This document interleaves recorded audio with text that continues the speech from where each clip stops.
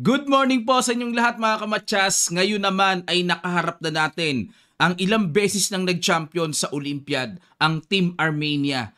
Puro Grandmasters ang kalaban natin mga kamatsas. Unahin nating i-analyze sa laro ng ating top board na si Grandmaster Julio Catalino Sadora kontra kay Super Grandmaster Haik Martirosyan na alam natin itong si Martirosyan babad na babad po ito sa Elite Chess. Laging kasali ito sa mga malakasang round robin din eh. Pagkatapos ito, analyze natin yung board number 2, laro ni Denden against Super Grandmaster at ipapakita ko po sa inyo ang standing pairing din na makakaharap nila this coming round number 7. Ang ginawa ni Ino, nag-D4, nag-Knight F6 si Martirosyan, C4, E6, Knight C3, pinasok ang Nimso Indian, nag-E3, yan, tira ni Wesley yan, yung classical na ganyan. Bishop D2, medyo unusual na itong line na to. C5, A3, kinapture, capture, at nag-Knight E4 para iahataw naman yung Knight dyan sa Bishop. Pero Knight E2 lang, kung capturein man ang Bishop, Knight ang ipangka-capture at hindi magkakaroon ng double pawn. Nag-B6 para i-develop ang Bishop. Nag-D5 na kagad. Ayun, para pang-ipit kagad sa sentro. Nag-Bishop A6, threat sa pawn. At nag-B3, depensa lang. B5, talagang gustong puwersahing punitin ang pawn structure. Nag-Queen C2, tineret ang Knight. Kumapture muna sa D5, capture, takes, Queen takes C3. Usually Knight yun pero yan pala tira. Queen C3, D6 at nag-Knight G3. Bookline pa rin po ito. Nag-G6, ayun, para mapigilan ang paparating na Knight F5 na may mga threatening matches dyan. At nag-Bishop E2, ayun, nawala na sa bookline ng chess.com. Actually po, pag G6 pala, wala na. Novelty na yung G6. At Knight D7 ang old line. Ayan, maraming gumawa niyan. Pero itong G6, tingnan natin. Bishop E2, nag-Rook E8, Queen D2 para hindi siguro matimingan mamaya ng B4 at nag-Knight D7, E4. Okay, E4. Para, parang masarap ilagay yung queen dun mamaya sa H6.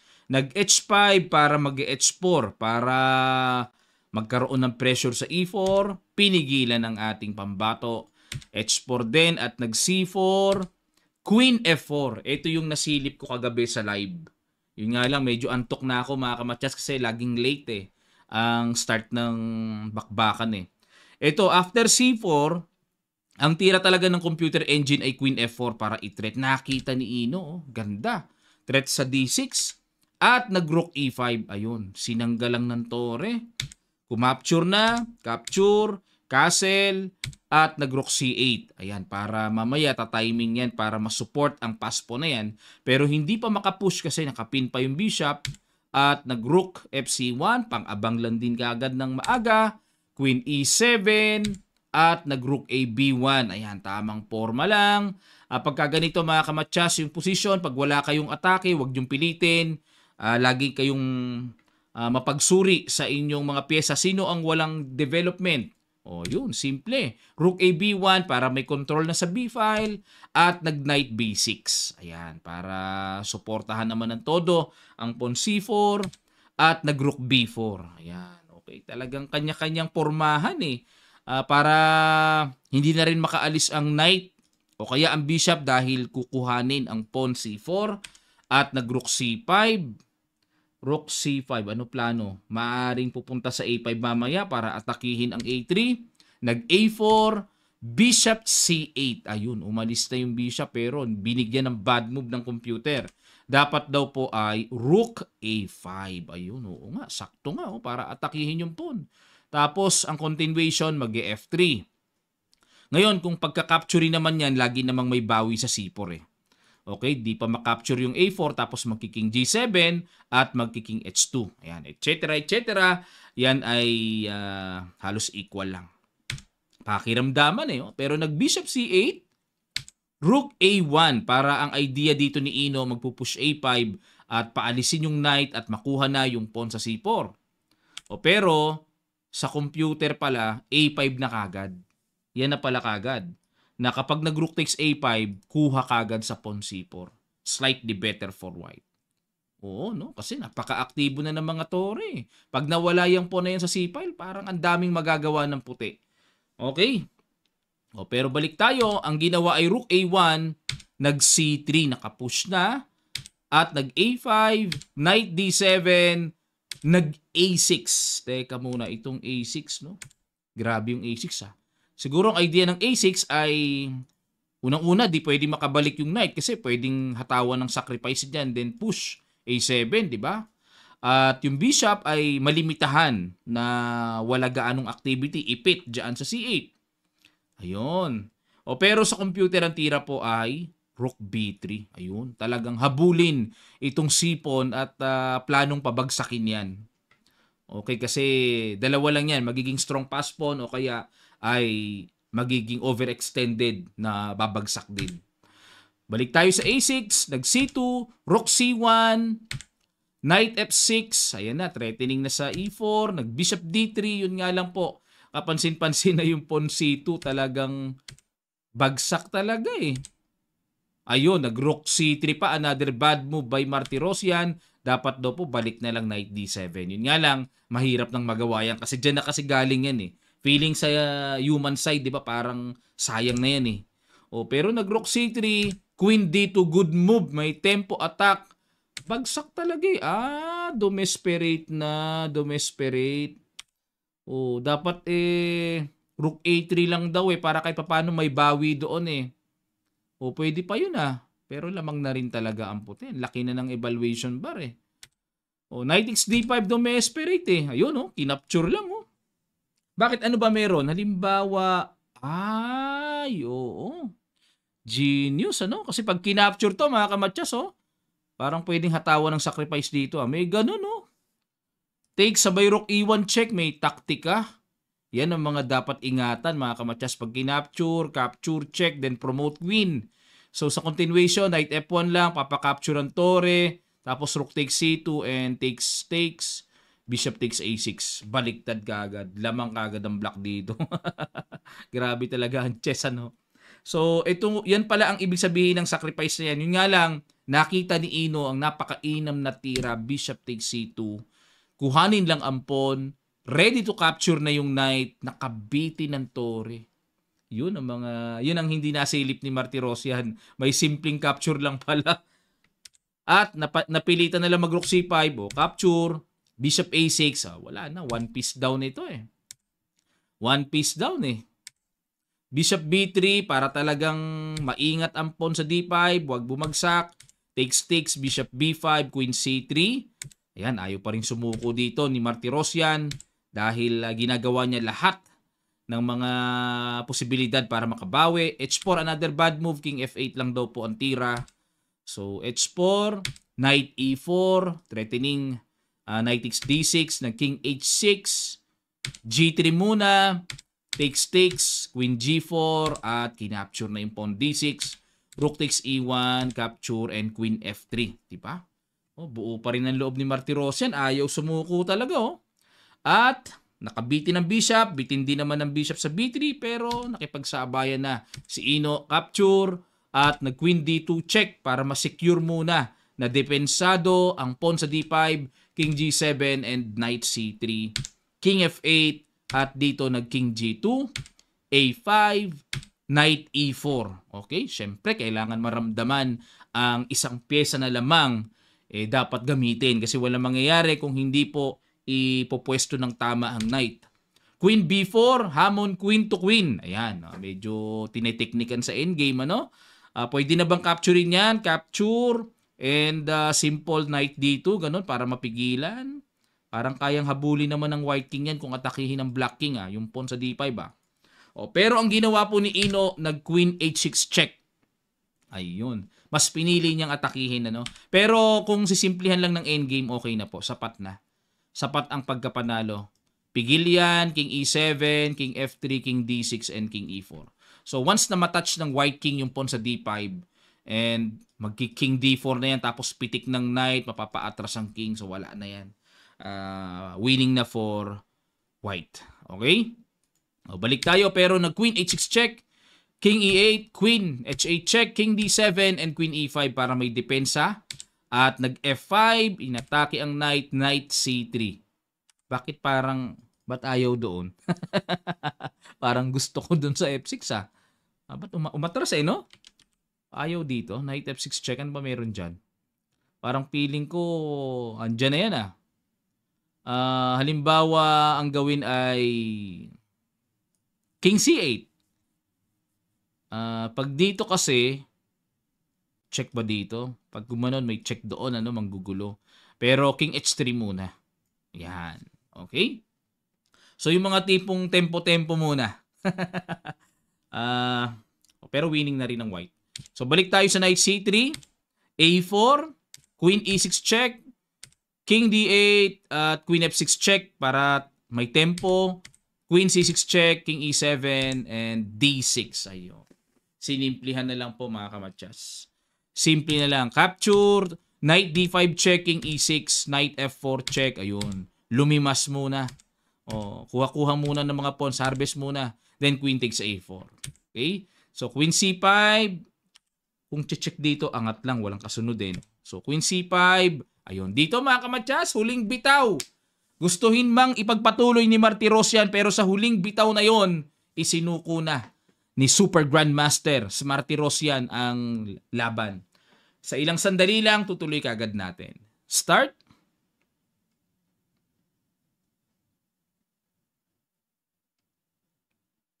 Maraming salamat po mga kamatsas. Queen B4, resign ang Super GM. Bakit? Wala na. Pag kinapture na yan, sacrifice, may Knight D5 check. At pag nag-King E6 capture, pag nag-King E5, basta mapigilan yung F4 square na wag ma-exchange yung pawn sa natitirang pawn, talo na yan.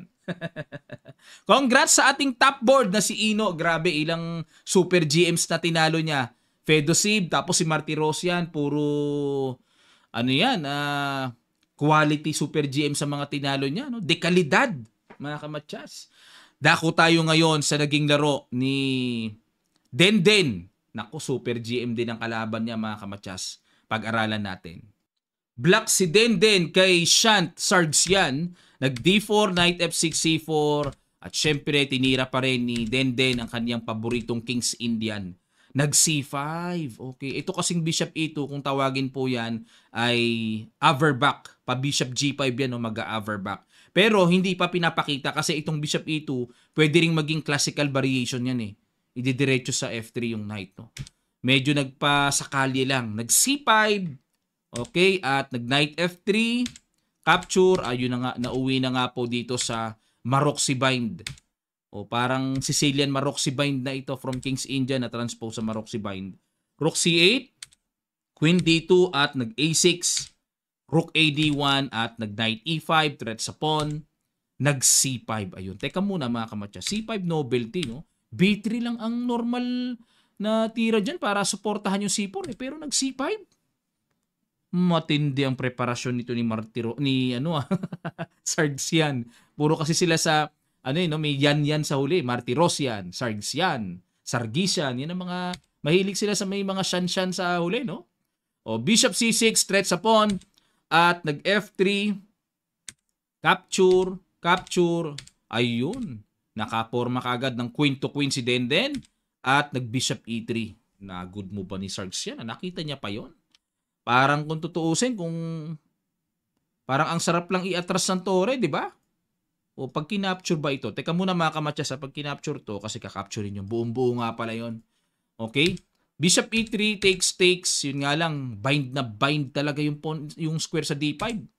Nag-G5 para mapigilan po yung F4 na paparating.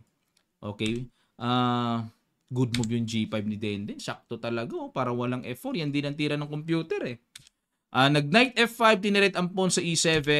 Nag-Rook C7, defense sa H4. Basag, obligadong capturein na talaga. Capture, yan. So, naka-reserva pa rin. Sa puti, yung paparating na F4, yun ang idea ng H4 eh. Talagang gusto niya mag-F4 talaga eh. Knight G6, balik sa F5, nag-E6, Knight E3, and nag-H5. Pero, still okay pa rin ang position dito ni Denden. So, nag-G3, King G7, King F2, So ito po'y bakbakang endgame na usapan, no? Endgame na, B5, Knight D6, Rook C7, and Rook C1. Ooh! Bishop takes E4 by Denden. Sacrifice. O kasi meron din namang B4. Galing kwentado. O ganda ng pagkakahataw doon Rook A8 muna para may bawi doon sa A8. Pero ang computer po ang prefer niya ay Rook A7. O, yan ang mas gusto ng computer na halimbawa mag-bishop C4, capture, rook takes C3, and knight E5. Okay. Lamang ng isang pawn dito ang puti pero considering the super powerful knight sa gitna, medyo hindi magagawa dito ng puti. Basta-basta o mararamdaman yung lamang na isang pawn. So parang ang sarap din ni H4 na pag kinapture dyan, ang next target ay yung pawn sa E4. So ano yan, medyo malalim yan pero yan ang the best na dapat mangyari sa black. Okay, pag rook A8, sinuportahan rook D6, bad move ang binigay, dapat daw po bishop B5 lang. O rook D6, rook A7, ayun, dinoble na. Bishop C4, kinapture. Halos yun din pala nangyari, no? O, bishop B3, king F6, rook D2, rook B7, king A3, rook A5, yun lang. Dapat daw po tira king E7. Okay? O, pero ano diferensya? Rook A5, rook C2, knight G4 check, king F3, knight E5 check, king E3 check ulit, king D2 lumipat, and rook D7 check, king C1. Ayan, dyan na nilagay ang puwersa, no? Pagka ganyan po mga kamatyas, ang plano dito ni Sargsyan ay i-boost ang puwersa niya mamaya. Maunti-unti niyang ma-push yung kanyang connected pass pawns dyan. Knight E5, ayun. Na-bad move po si Denden. Dapat daw para wag nang masayang ang tempo, king E5. Atake na kagad sa E4, mga kamatyas. Ayun. Kasi parang medyo may lost ng tempo dito Kasi pabalik-balik, no? Rook D2, rook B7. Ayun, nagkasunod-sunod ang bad moves ng ating bagong Grandmaster. Pero okay lang yan. GM na si... Panalo pa rin kahit anong mangyari. Kota na. Rook B7 pero dapat daw po capturein, takes, and knight D7. Okay, with the idea to play king E5 tapos knight C5, pabagsakin yung E4. Yan ang nakikita ko po na plano dyan. Pero balik tayo sa rook B7, A3, knight G6, bishop D1, pressure sa H-pawn, H4, exchange. Ayun. So dito po pagka kasi nakatulak na, nakaprogress na ng paunti-unti yung connected pass pawns, yan ang mabigat kalaban. Connected kasi yan Rook A8, king B2, ayun nakita niyo yung plano na yun nilagay sa pawns para supported. Knight G6, rook C5. Ayun, ibang usapan na po ito mga kamatyas pagka ganito. Buhay ang connected pass pawns Dapat hindi basta makatulak yan hanggat maaari. Ow! Bakit doon? Kasi pag dito may rook F4, bagsak yata yung pawn sa F7, Dito pumunta para depensado, yun nga lang, pilay ang knight dyan. B5, F6, capture, A4, E5, rook E4, yun lang. Grabe, nalinkis tayo ng parang naging, sawa ang puti dito. Nililinkis pa unti-unti ang black. A5, yun, mabigat, E4, check, king E3, B6, king D4, grabe mga laga ng position itong si Sargsyan din. Pagka nabibigyan pala ng advantage na position yun lang, medyo naligaw na po yung king. Ayun, pagtira ng rook D5 with the idea to play check sa first and second rank, mamamatchas na po si Denden. At dito po ay isinuko na ni Denden. Okay lang yan mga kamatyas. Ramdam din naman natin sa laban ni Denden na parang strategy niya lang yung exchange pero nakikita ko sa kanya, nararamdaman ko naghahangad din siya ng mga winning positions talaga. Kaya nga siya nakakadali lagi ng mga super GMs So this time hindi lang po pinalad talaga kasi medyo din talaga unpredictable din talaga yung baba ng king doon at unti-unti pa lang gagapang yung mga connected pass pawns na yan. Okay, so okay lang yan. Ang nangyari po sa match natin, ito po, silipin natin. Natalo tayo Ang score natin ay 2.5, 1.5. Natalo po si GM Gomez sa board 4 at na-hold naman ni Bersamina as draw si Gabriel Sargisian. Ayan. So, nadali tayo mga kamatsas. Ano? Kamuntik pa natin silang matuto. Pero okay lang. Ganun talaga. Malakas po na team ang Armenia at ilang beses nang nag-champion sa Olympiad yan. Hindi biro ang lineup ng Armenia palagi. Kahit nung si Aronian ay wala na sa Armenia, nag-champion pa rin yan sa Chess Olympiad. At hindi gaanong halos underdog yan na humataw sa mga 2700. Nag-champion pa rin yan eh. Pero this time, medyo mahirap talaga kasi ito po ang kanilang standing. Silipin natin yung standing after round number 6. Nangunguna ang standing tayo mga kamatsas. Standing. Ayan, silipin natin. Nangunguna ang Team India sa score na 12 points.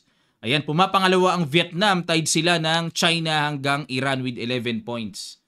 Grabe India, powerhouse talaga. 2,700 ba naman lahat ang naglalaro? Pang board 1 lahat ang pwede. Lahat kahit si Bidit, pwedeng pang board 1 board 4 pa lang nila yon ha. Ang Philippines po pang number 28. Okay lang yan. Bawi. Norway. Bumaba ang Norway. Mukhang natalo Norway. Ayun, kasi si Magnus kasi pag natablahan, mabigat na laban. Yung kanyang baba, 2-3-4, tinitirada. Talo kagad team nila pag na-hold siya. Kaya kailangan must win lagi si Magnus. Kaso natablahan ni Parham magsudlo. Ayun, ang US pang number 15. Okay po, so ang galing ng halos Asian lahat India, Vietnam, China, Iran, Uzbekistan. Asian lahat yan Ang lakas pala ng Asia ngayon Okay po, so ito naman ang pairing na abangan natin sa round number 7. Ang alam ko po pahinga sila mamaya. Bukas na uli ang resume para may pahinga naman sila. Ang maglalaban na ay India versus China. Yan na po ang bakbakan, malakasan, Hungary, Lithuania, Iran versus Vietnam. Vietnam, talagang nasa taas. Uzbekistan versus Ukraine. Yan na po ang mga nasa top. At ang Philippines, pang ilan ng Philippines? Table number 19, ang kalaban natin ay Team Croatia. Ayun, pero mas malakas po yung cumulative points natin, 16.5 15.5 lang, lamang tayong 1 point, halos dikit lang. Okay, good luck Team Philippines! At makibalita po tayo sa resulta din ng women natin. Number 1 pa rin ang India sa kanila mga kamatsas. Men and women, number 1 ang India. Ganun ka-power ang chess sa India mga kamatsas. Nakita nyo po kung gaano sila kapursigido sa chess. Lumalabas naman sa performance, number 1 sila. Pang number 34 po ang Philippines. Okay, sa score na 8 points.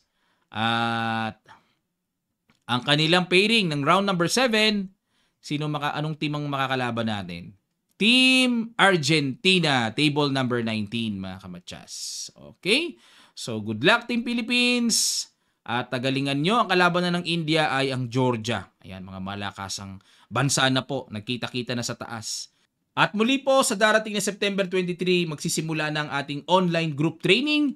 Ipopost ko lang ang details sa ating comment section below. Ipipin ko lang para makapag-register na po kayo. Kung gusto nyo rin ng one-on-one training kay Coach IM Nava, pwede rin po. Puntahan nyo lang po yung link para makapag-register kayo at makapagpa-reserve ng slot ng schedule. Maraming salamat. Magkita-kita pa tayo sa mga susunod pang chess updates.